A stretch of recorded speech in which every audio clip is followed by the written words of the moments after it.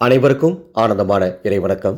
ஆன்மீக சிவ சொந்தங்களே, ஆடி அமாவாசை 2026 பித்ரு சாபம், அதாவது உங்களுடன் வாழ்ந்து மறைந்த முன்னோர்களின் சாபம் நீங்கி முன்னோர்களின் அருளாசியால் உங்கள் குடும்பம் நன்றாக இருக்க வீட்டில் செய்ய வேண்டிய 7 பரிகாரங்களை இந்த ஆடியோவில் சொல்லியுள்ளேன்.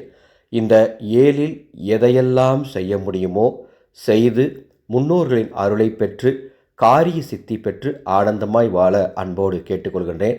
இன்று இந்த ஆடியோவை பதிவு செய்யும் நாள் தேய்பிறை பிரதோஷம், அற்புதமான நாள் 10/8/2026. அனைவரும் இன்று ஈசனிடம் சரணடையுங்கள், ஈசனை வணங்குங்கள். ஈசனின் அருளால் உங்கள் குடும்பத்திற்கு நல்லது நடக்கும். ஆடி அமாவாசை இதை பற்றி நான் நிறைய பேசியிருக்கேன். நீங்கள் எவ்வளவு பிஸியான மனிதராக இருந்தாலும் சரி, உங்களுக்கு எவ்வளவு வேலை இருந்தாலும் சரி, நிற்க கூட நேரமில்லாத மனிதனாக இருந்தாலும் சரி, இந்த ஆடி அமாவாசை நாளில் முன்னோர்களுக்கு செய்ய வேண்டிய காரியங்களை முறைப்படி செஞ்சுருங்க. அப்போ தான் உங்களுக்கு வாழ்க்கையில் நல்ல முன்னேற்றம் இருக்கும். நீங்கள் செய்கிற காரியத்துக்கு வெற்றி கிடைக்கும். உங்களுக்கு மட்டும் இல்லை, உங்கள் அடுத்த தலைமுறைக்கும் அந்த பலன் அப்படியே கிடைக்கும். ஆடி அமாவாசையில் ராமேஸ்வரம் போன்ற புனித நீர்நிலைகளுக்கு சென்று முன்னோர்களுக்கு பிண்டம் வைத்து தர்ப்பணம் பண்ணுறதுங்கிறது தலையாய கடமை. அதேமாதிரி திலகோமம் பண்ணுறதுங்கிறது தலையாய கடமை. இதை செய்ய முடிஞ்சவங்க போய் செய்யுங்க. சூழ்நிலையின் காரணமாக, உடல்நிலையின் காரணமாக, வேலை பலுவின் காரணமாக, பொருளாதார நிலையின் காரணமாக ராமேஸ்வரம் போய் நீங்கள் பூஜை பண்ண முடியல அப்படின்னா, உங்களுக்காக இந்த ஆண்டு நமது ஆனந்தோலை அறக்கட்டளை அன்னசேவா குழு ராமேஸ்வரத்தில் 12/8/2026 அதிகாலையில் முன்னோர்களுக்கு செய்ய வேண்டிய முறையான காரியங்களை செய்கிறதுக்கு நாங்கள் ஏற்பாடு பண்ணியிருக்கோம். இது நேரடியாக வர முடியாதவர்களுக்காக நாங்கள் செய்யிருக்க சிறப்பு ஏற்பாடு. உங்கள் குடும்பத்தின் சார்பாக நீங்கள் பதிவு பண்ணிட்டீங்கன்னா, உங்கள் குடும்பத்தில் இருக்க எல்லா முன்னோர்களுடைய பெயரை சொன்னீங்கன்னா, உங்கள் முன்னோர்களுக்கு உங்கள் குடும்பத்துக்குன்னு தனியாக பிண்டம் வைத்து முன்னோர்கள் ஆத்ம சாந்தி அடைய வேத மந்திரங்கள் சொல்லி சிறப்பு சடங்குகள் செய்து வைக்கப்படும். பதிவு செய்யும் அத்துணை பேருக்கும் ராமேஸ்வர கோடி தீர்த்த பிரசாதம் மற்றும் பாதாள லிங்க கயிறு பிரசாதம் அனுப்பி வைக்கப்படும். முன்னோர்கள் அருள் உங்களுக்கு முழுமையாக கிடைக்கும் என்பதில் மாற்று கருத்தில்லை. பதிவு செய்ய மேலே உள்ள வாட்ஸ்அப் எண்ணுக்கு தொடர்பு கொள்ளுங்கள். விளக்கம் வழங்கப்படும். 12ஆம் தேதி அதிகாலை 3 மணி வரை பதிவுகள் நடைபெறும். சரி, ராமேஸ்வரம் இது போன்ற புனிதமான தலங்களுக்கு போய் செய்ய வேண்டியவங்க செஞ்சுக்கோங்க. வீட்டிலே நம்ம என்ன செய்யலாம், அதுதான் இந்த ஆடியோட தலைப்பு. வீட்டிலேயே தர்ப்பணம் தரும் முறை இந்த ஆண்டு எப்படி அப்படின்னு ஏற்கனவே ரொம்ப தெளிவாக ஒரு ஆடியோ பதிவு கொடுத்துட்டேன். ஆடி அமாவாசையில் என்ன தவறு செய்யக்கூடாது, வீட்டில் ஆண்கள் எப்படி தர்ப்பணம் பண்ணணும், பெண்கள் என்ன செய்யணும், எல்லாம் ஏற்கனவே சொல்லிட்டேன். இந்த வீடியோ கேட்குற டிஸ்கிரிப்ஷன் பாக்ஸில் 2026 ஆடி அமாவாசை வீட்டில் தர்ப்பணம் தரும் முறை என்ற தலைப்பில் ஒரு ஆடியோ கொடுத்தீங்களா, அந்த ஆடியோ லிங்க் சேர்த்துருக்கேன். கேட்டு அதை மாதிரி செய்யுங்க. இது முதல் காரியம்.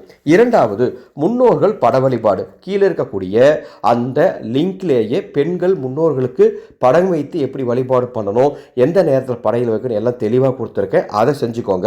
மூன்றாவது, ஆடி அமாவாசை அன்னைக்கு காகத்திற்கு உணவு வைப்பது மிக மிக முக்கியமானது. என்ன காரணம் அப்படின்னு உங்களுக்கு நான் விளக்கமாக சொல்லிடுறேன். சனியின் வாகனமான காகம் பித்ருக்களின் தூதுவராகவும் கருதப்படுகின்றது. எனவே காகத்திற்கு நாம் உணவு வைக்கும் பொழுது நமது பித்ருக்களுக்கு நாம் உணவு வைத்த புண்ணியம் கிடைக்கும். ஆடி அமாவாசை நாளில் உங்கள் வீடு தேடி வரக்கூடிய உங்கள் முன்னோர்கள் இந்த உணவை ருசிப்பார்கள் என்பது ஐதீகம். எனவே மூன்றாவது முக்கியமான பரிகாரம், காகத்திற்கு உணவு வைக்க வேண்டும். ரொம்ப ரொம்ப முக்கியமானது. நான்காவது, அன்னதானம். இந்த அன்னதானம் பற்றிய ஒரு கருத்தை நான் சொல்லிடுறேன். பசித்தவருக்கு உணவு அப்படிங்கிறது மிக மிக முக்கியமான ஒரு தொண்டு. அமாவாசை நாளில் வருமானத்தை ஈட்ட முடியாத முதியோர்கள், உடல் ஊனமுற்றோர், ஆதரவற்ற பிள்ளைகளுக்கு தேடி போய் நீங்கள் உணவு தரீங்கன்னா, நீங்கள் முன்னோர் வழிபாட்டில் ஏதாவது தவறு செஞ்சிருந்தாலோ, ஒருவேளை அமாவாசை வழிபாடு உங்களால் செய்ய முடியாத சூழல் இருக்கிறதுனாலோ, இந்த எல்லா தோஷமும் அன்னதானம் செய்கிறதுனால தீர்ந்து போயிடும். இது மிக முக்கியமான ஒரு விஷயம். ஆடி அமாவாசை நாள் அன்னதானம் செய்கிறது. முடிஞ்சால் தேடி போய் அன்னதானம் பண்ணுங்கள். அதுக்கும் நமக்கு அறக்கட்டளை ஒரு ஏற்பாடு பண்ணியிருக்கோம். எங்களது அறக்கட்டளை ஆனந்தோலி அறக்கட்டளை. நாங்கள் அன்னசேவை என்ற ஒரு டீம் வச்சுருக்கோம். அந்த டீமில் உங்களை மாதிரி பல தாயுலம் போன்ற சொந்தங்கள் இணைஞ்சிருக்காங்க. நாங்கள்லாம் சேர்ந்து வருடம் முழுவதும் தினம் உணவு தானம் பண்ணிகிட்ருக்கோம். இன்றைக்கி கூட தேய்பிறை பிரதோஷம் சிறப்பாக உணவு தானத்துக்கு உணவுகள்லாம் தயாராகிடுச்சு. பேக்கிங் பண்ணுற பணி இப்போவே நடந்துகிட்ருக்கு. அதை போல தான் ஆடி அமாவாசை அன்னைக்கும் 5001 ஆதரவற்ற முதியோர்களுக்கு உணவு தானம் பண்ண போகிறோம். டிஸ்பிளே எங்கள் அறக்கட்டளையினுடைய Google Pay number, PhonePe number கொடுத்துருக்கேன். முடிஞ்ச அந்த தானத்துக்கு உதவி பண்ணுங்கள். உதவி பண்ணிட்டு உங்கள் முன்னோர்கள் பேரெல்லாம் எங்களுக்கு வாட்ஸ்அப்பில் சொல்லுங்கள். உங்களோட அட்ரஸையும் கொடுத்துருங்க. பிரசாதம் உங்களுக்கு அனுப்பி வைக்கிறோம். உங்கள் பேர் சொல்லி அன்னதானத்தை சிறப்பாக பண்ணுறோம். இது 4வது விஷயம். 5வது விஷயம், பித்ரு காயத்ரி மந்திரத்தை ஆடி அமாவாசை நாளில் ஜபம் செய்ய வேண்டும். இதுவரைக்கும் நீங்கள் இதை கேள்விப்பட்டிருக்கீங்களான்னு தெரியல, நான் உங்களுக்கு சொல்லித்தரேன். இப்போ ஒரு காயத்ரி மந்திரம் உங்களுக்கு தரேன். ஓம் பித்ரு கணாய வித்மகே ஜகத்தாரிண்யை தீமகி தன்னோ பித்ரு பிரச்சோதயாத். இந்த வீடியோக்கு கீழே டிஸ்கிரிப்ஷன் பாக்ஸில் இந்த மந்திரம் டைப் பண்ணி கொடுத்துருக்கேன். இந்த மந்திரத்தை ஆடி அமாவாசை நாளில் ஒரு 11 முறை சொல்லி உங்கள் முன்னோர்களை பிரார்த்தனை பண்ணிக்கோங்க. எந்த இடத்துல நீங்கள் அமர்ந்து சொன்னாலும் சரி, கோவிலில் போய் அமர்ந்து சொன்னாலும் சரி, வீட்டில் அமர்ந்து சொன்னாலும் சரி, இந்த பித்ரு காயத்ரி மந்திரத்தை வீட்டிலேயே அமர்ந்தோ கோயிலில் அமர்ந்தோ நீங்கள் சொல்லும் பொழுது பித்ரு சாபம் நீங்கும். அடுத்தது 6வது, அரச மர வழிபாடு. ஆடி அமாவாசை நாளில் உங்கள் வீட்டின் அருகில் இருக்கக்கூடிய அரச மரத்தை 21 முறை வலம் வந்து வணங்கினால் பித்ருக்களுடைய பரிபூர்ணமான ஆசீர்வாதங்கள் உங்களுக்கு கிடைக்கும். அதில் எந்த மாற்று கருத்தும் கிடையாது. அரச மரத்தின் வேரில் பிரம்மாவும், நடுவில் விஷ்ணுவும், உச்சியில் சிவனும் உறைவதால் பித்ருக்களின் ஆசீர்வாதம் உங்களுக்கு பரிபூர்ணமாக கிடைக்கும். அடுத்து இறுதியாக 7வது விஷயம், கோபூஜை. ரொம்ப ரொம்ப முக்கியமானதுங்க.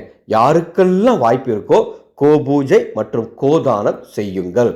ஆடி அமாவாசை நாளில் ஒரு ஏழை விவசாய குடும்பத்துக்கு கோதானம் செய்கிறீங்க, அல்லது அருகில் இருக்க ஆலயத்தில் கோமடம் இருந்தால் அங்கே போய் கோதானம் பண்ணுறீங்க அப்படின்னா அதை விட பெரிய புண்ணியம் எதுவும் கிடையாது. பிரம்மகத்தி தோஷம் இருந்தால் கூட நீங்கிறோம். மிகப்பெரிய புண்ணியம் அஸ்வமேத யாகம் நடத்தின புண்ணியம் கிடைக்கும்.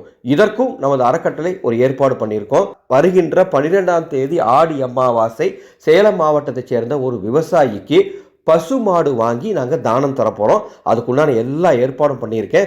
அதனுடைய ஷார்ட்ஸ் பதிவு நம்ம சேனலில் பதிவு செய்கிறேன். அந்த பசு வாங்குவதற்கு உங்களால் முடிஞ்ச உதவிகளை பங்களிப்பாக தாருங்க. டிஸ்பிளேயில் பாருங்கள், கூகுள் பே, ஃபோன்பே நம்பர் கொடுத்துருக்கேன். ஒவ்வொரு அமாவாசையிலும் இனிமேல் நமது அறக்கட்டளையின் சார்பாக ஒரு விவசாயிக்கு அவங்களுடைய வாழ்வாதாரத்தை உயர்த்தும் விதமாக ஒரு பசுமாடு ஒவ்வொரு அமாவாசைக்கும் நாங்கள் வாங்கி தரப்போகிறோம். நாளடைவில் நமக்கு மக்களுடைய உதவிகள் நிறைய கிடைச்சிச்சுன்னா நிறைய விவசாயிகளுக்கு நம்ம உதவி செய்யலாம். அந்த பசுமாடு தரத்துக்கு முன்னால் எளிமையான முறையில் கோபூஜை செஞ்சு நாங்கள் இந்த பசுதானம் தரப்போகிறோம். இந்த பசுதானத்திற்கு முடிஞ்சால் உதவுங்கள். இந்த கோபூஜை செய்யும் பொழுது இந்த ஆடியோ கேட்டுட்டு இருக்கவங்க அத்தனை பேருடைய பெயரையும் சொல்லி நான் கோபூஜை செய்ய தயாராக இருக்கேன். கோபூஜை செய்யறதுக்கு தனியாக பணம் தர வேண்டாம். எனவே இந்த ஆடியோட கமெண்ட் பாக்ஸில் உங்கள் குடும்பத்தில் இருக்க எல்லாத்தோட பெயர், ராசி, நட்சத்திரம், உங்கள் குலதெய்வத்தை சொல்லிடுங்க. கோபூஜை நடக்கிற அந்த அன்னைக்கு எல்லாத்தோட பேரையும் நான் படித்து அந்த கோமாதாவுக்கு சிறப்பு பூஜை பண்ணி அந்த பசுவை அந்த விவசாயிக்கு தானமாக தரப்போகிறோம்.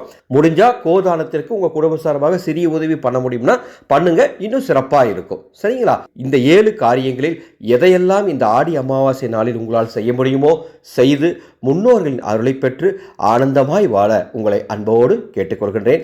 இப்படி ஒவ்வொரு தகவலும் உங்களுக்காக பார்த்து வழங்கி கொண்டிருக்கும் நமது சேனலை இதுவரைக்கும் நீங்கள் சப்ஸ்கிரைப் பண்ணலாம், சப்ஸ்கிரைப் பண்ணிக்கோங்க. பக்கத்தில் இருக்க பெல் ஐக்கானை பிரஸ் பண்ணிக்கோங்க. மீண்டும் ஒரு தகவல், கோபூஜைக்கு அர்ச்சனைக்கு பேர் தர விரும்புகிறவங்க இந்த கமெண்ட் பாக்ஸில் உங்களது பேரு, ராசி, நட்சத்திரம் எல்லாமே தெளிவாக கொடுத்துருங்க. கோதானத்துக்கு பணம் தரவங்க மட்டும்தான் பேர் கொடுக்கணும் அப்படிங்கிறது எதுவும் இல்லை. வசதி இருக்கிறவங்க கோதானத்துக்கு பணம் கொடுத்து உதவி பண்ணுங்க. அவங்களுடைய பேர் சொல்லி அர்ச்சனை பண்ணுவேன். கோதானத்துக்குள்ள உதவி பண்ண முடியலனாலும் பரவாயில்ல, உங்க பேரெல்லாம் சொல்லுங்க. நான் உங்களுக்காக கோபூஜையின் போது அந்த பேரை சொல்லி அம்மா மகாலட்சுமி தாயையும், ஈசனையும், பிரம்மாவையும், மகாவிஷ்ணுவையும் வேண்டி உங்க குடும்பம் நல்லா இருக்கணும் அப்படிங்கிறதுக்காக நான் பிரார்த்தனை பண்றேன். கமெண்ட் பாக்ஸ்ல சொல்லுங்க. சரிங்களா? ஆனந்த மலரட்டும், ஆனந்த ஒளி பரவட்டும்.